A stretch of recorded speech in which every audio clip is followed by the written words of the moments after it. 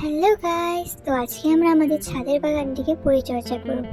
আমাদের ছাদের বাগানে অনেক ধরনের এবং অনেকগুলি গাছ রয়েছে, যেমন ধরুন অ্যালোভেরা, গাঁদা, আরো অনেক ধরনের গাছ। অনেক দিন ধরে গাছগুলি পরিচর্যা না পাওয়ার ফলে খারাপ হয়ে গিয়েছে, তাই ভাবলাম আজকে একটু গাছগুলি পরিচর্যা করে নেওয়া যাক। আমাদের গাঁদা গাছের অনেকগুলি চারা বেরিয়েছে। আমরা ভাবতেও পারিনি যে গাঁদা গাছগুলি এতগুলি চারা হবে। চারাগুলি অনেক বড় হয়ে গিয়েছে এবং ঝড় বৃষ্টির কারণে অনেকটা পরিমাণে হেলে গিয়েছে। তো আজকে আমরা তাই এগুলিকে নতুন করে রোপণ করব। আমাদের গাছগুলিতে অনেক আগাছা বেরিয়েছে, তাই সেগুলিকেও পরিষ্কার করব।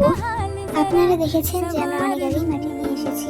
আমরা গাছগুলিকে একদম ঘরোয়া পদ্ধতিতেই রোপণ করেছি। গাঁদা গাছ এবং অ্যালোভেরাগুলি খুবই ঘন হয়ে গিয়েছিল, সেগুলিকে আলাদা করা খুবই প্রয়োজন ছিল, কারণ গাছগুলি হেলে গিয়েছিল এবং একটার ভাড়া একটার উপরে পড়ে গাছগুলি নষ্ট হয়ে যাওয়ার সম্ভাবনা ছিল। তাই আমরা আমাদের বাড়িতে পড়ে থাকা কিছু কৌটো ব্যবহার করেছি এবং বোতল কেটে সেখানে ছোট চারাগুলি রোপণ করেছি। সেগুলি বড় হয়ে গেলে আমরা তাকে আলাদা জায়গায় রোপণ করব।